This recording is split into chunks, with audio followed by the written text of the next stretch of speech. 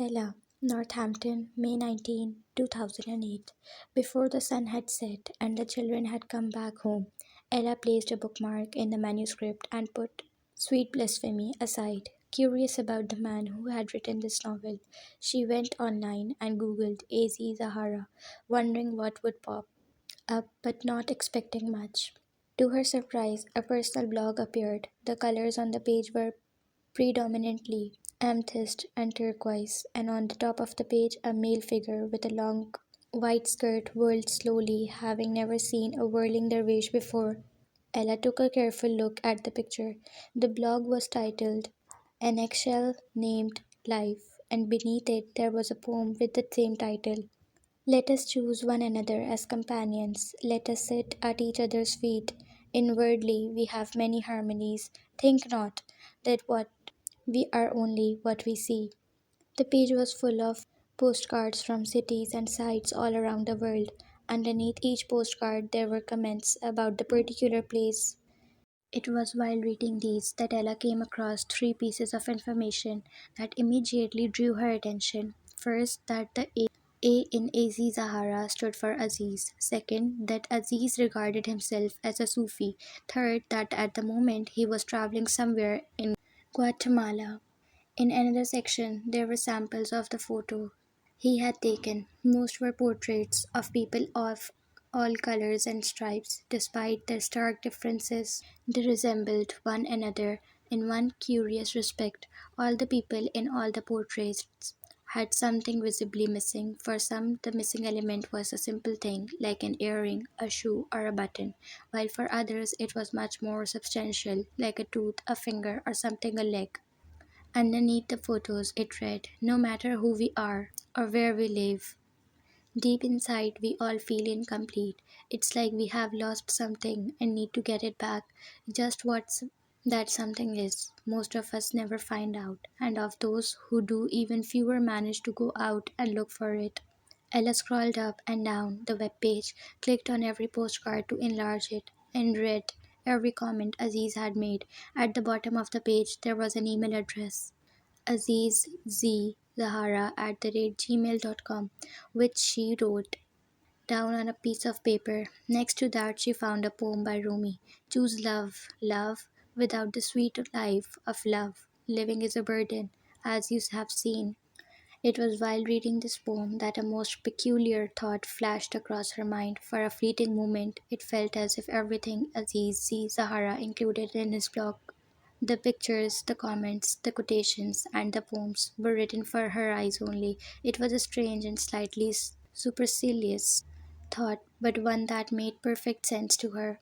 Later in that afternoon, Ella sat by the window, feeling tired and slightly down, the sun heavy on her back, and the air in the kitchen filled with the smells of the brownies she was baking. She had sweet blasphemy open in front of her, but her mind was so preoccupied she couldn't concentrate on the manuscript. It occurred to her that perhaps she too could write her own set of ground rules. She could name it the 40 Rules of Sedentary, Suburban, Earthy Housewife. Rule number one, she murmured. Stop looking for love. Stop running after impossible dreams. There are huge, surely more important things in life for a married woman about to be 40. But her own joke produced an obscure discomfort in Ella, reminding her of bigger worries. Unable to hold herself back anymore, she gave her elder daughter a call. She got her answering machine. Janet, dear, I know it was wrong of me to call Scott, but my intentions weren't bad. I just wanted to make sure. She paused, deeply regretting not planning this message in advance.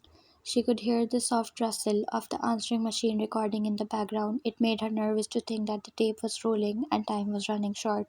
Janet, I'm sorry for the things I do. I know I shouldn't complain when I'm so blessed, but it's just that I'm so unhappy. Click. The answering machine came to stop. Ella's heart constricted. With the shock of what she had just said, what had come over her, she hadn't known was she was unhappy. Was it possible to be depressed and not know it? Oddly enough, she didn't feel unhappy about confessing her unhappiness. She hadn't been feeling much of anything lately. Her gaze slid to the piece of paper on which she had written AZ Zahara's email address. The address looked simple, unpretentious, and somehow inviting. Without giving it much thought, she went to her computer and started composing an email. Dear Aziz Z. Zahara, my name is Ella. I am reading your novel Sweet Blasphemy in my capacity as a reader for the literacy agency. I have only just begun and I am enjoying it immensely. This, however, is my personal opinion and not reflective of the views of my boss. Whether I like your novel or not, I have barely any influence on the final decision as to whether we will take you on as a client. It seems like you believe that love is the essence of life, that nothing else matters. It's not my intention to get into a fruitless debate with you on the matter. Suffice it to say that I do not completely agree, but this is not why I am writing to you. I am writing because the timing of my reading Sweet Blasphemy couldn't have been more bizarre.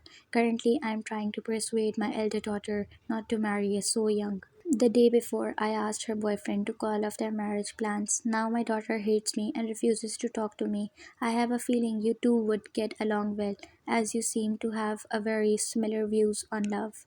I am sorry to pour my personal problems out to you. That wasn't my intention. Your personal blog, that is where I found your email address, says you are in Guatemala. Traveling around the world must be a quite of thrill. If you happen to come to Boston, perhaps we could meet in person and talk over a cup of coffee. Best wishes, Ella. Her first email to Aziz was not a letter so much as an invitation, a cry for help, but Ella had no way of knowing this as she sat in the silence of her kitchen and composed a note to an unknown writer she didn't expect to meet now or in any time in future. The Master, Baghdad, April 1242. Baghdad took no note of the arrival of Shams of Tabriz, but I will never forget the day he came to our modest dervish lodge. We had important guests that afternoon. The High Judge had dropped by with a group of his men, and I suspected there was more than cordiality behind his visit. Renowned for his dislike of Sufism, the judge wanted to remind me that he kept an eye on us.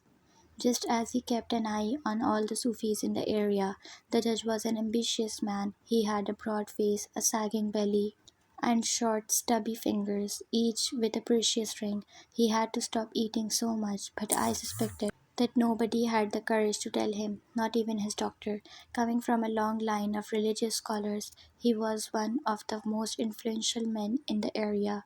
With one ruling, he could send a man to the gallows, or he could just and easily pardon a convict's crime, lifting him up from the darkest dungeons.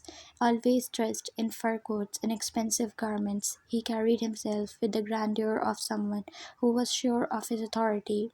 I did not approve of his showy ways, but for the well-being of our lodge, I did my best to remain on good terms with this man of influence. We live in the most magnificent city in the world, the judge pronounced as he popped a finger into the mouth. Today Baghdad overflows with refugees returning from the Mongol army. We provide them safe haven. This is the center of the world, don't you think, Baba Zaman? The city is a gem, no doubt, I said carefully. But let us not forget that cities are like human beings. They are born. They go through childhood and adolescence. They grow old and eventually they die. At this moment in time, Baghdad is in its late youth. We are not as wealthy as we used to be at the time of Caliph Harun al-Rashid, though we can still take a pleasure of pride in being a center of trade, crafts, and poetry. But who knows what the city will look like 1,000 years from now? Everything might be different. Such pessimism? The judge shook his head as he reached out to another bowl and picked a date. The Abbasid rule will prevail and we will prosper, that is, of course, if the status quo is not disrupted by the traitors among us. There are those who call themselves Muslims, but their interpretation of Islam is far more dangerous than threats from infidels. I chose to remain silent. It was no secret that the judge thought the mystics, with their individualistic and esoteric interpretations of Islam, were troublemakers. He accused us of paying no heed to the Sharia and thus disrespecting the men of authority, men like him. Sometimes I had the feeling he would rather have all Sufis kicked out of Baghdad. Your brotherhood is harmless, but don't you think some Sufis are beyond the pale? The judge asked, stroking his beard. I didn't know how to respond to that. Thank God, just then we heard a knock on the door. It was the ginger haired novice. He made a beeline toward me and whispered in my ear that we had a visitor, a wandering dervish, who insisted upon seeing me and refused to talk to anyone else. Normally, I would have asked the novice to take the newcomer to a quiet, welcoming room, give him warm food, and make him wait until the guests had left. But as the judge was giving me a hard time, it occurred to me that a wandering dervish could dispel the tension in the room by telling us colorful stories from faraway lands. So I asked the novice to bring the man in. A few minutes later, the door opened and in walked a man dressed head to toe in black, lank, gaunt, and of indeterminable age. He had a sharp nose, deeply set pitch black eyes, and dark hair that fell over his eyes in thick curls. He wore a long hooded cloak, a wool garment, and sheepskin boots.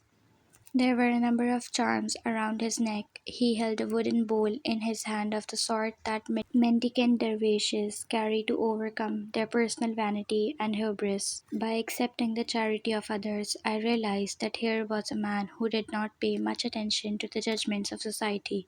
That people could confuse him with some vagrant or even a beggar didn't seem to bother him in the least. As soon as I saw him standing there awaiting permission to introduce himself, I sensed he was different. It was in his eyes, in his elaborate gestures written all over him. Like an acorn that might seem modest and vulnerable to ignorant eyes, but already heralds the proud oak tree that it will turn out to be. He looked at me with those piercing black eyes and nodded silently. Welcome to our lodge, Darwish, I said as I motioned for him to take a seat on the cushions across from me. After greeting everyone, the dervish sat down, inspecting the people in the room, taking in every detail. Finally, his gaze stopped at the judge. The two men looked at each other for a full minute, without so much as a word, and I couldn't help wondering what each thought of the other, as they seemed so very opposite. I offered the dervish warm goat milk, sweetened figs, and filled dates, all of which he politely refused. When asked his name, he introduced himself as Shams of Tabriz and said he was a wandering dervish searching for a god high and low. And were you able to find him? I inquired. A shadow crossed his face as the dervish nodded and said, Indeed, he was with me all along. The judge interjected with a smirk he didn't bother to hide. I never understand why you dervishes make me life so complicated. If God was with you all along, why did you rummage around this whole time in search of him? Shams of Tabriz bowed his head pensively and remained silent for a moment. When he looked up again, his face was calm, his voice measured, because although it is a fact that he cannot be found by seeking, only those who seek him can find him. Such wordplay, the judge scoffed. Are you trying to tell us that we cannot find God if we stay in the same place all our lives? That's nonsense. Not everyone needs to dress in tatters and hit the road like you. There followed a ripple of laughter as the men in the room were eager to show their agreements with the judge. High pitched, unconfident, and unhappy laughs from people used to toading to superiors. I felt uneasy. Obviously, it hadn't been a good idea to bring the judge and the dervish together. Perhaps I misunderstood. I didn't mean to say one could not find God if he stayed in his hometown. That is certainly possible, conceded the dervish. There are people who have never traveled anywhere and yet have seen the world. Exactly, the judge grinned triumphantly, a grin that vanished upon hearing what the dervish uttered next. What I meant to say, Judge, was that one could not find God if he stayed in the fur coat, silk garment, and pricey jewelry that you are wearing today. A stunned silence descended upon the room, and sounds went high and sighs around us dissolving down to dust. We all held our breath, as if expecting something bigger to happen, though what could have been more shocking? I didn't know. Your tongue is too sharp for a dervish, the judge said. When something needs to be said, I'll say it, even if the whole world grabs me by the neck and tells me to keep quiet.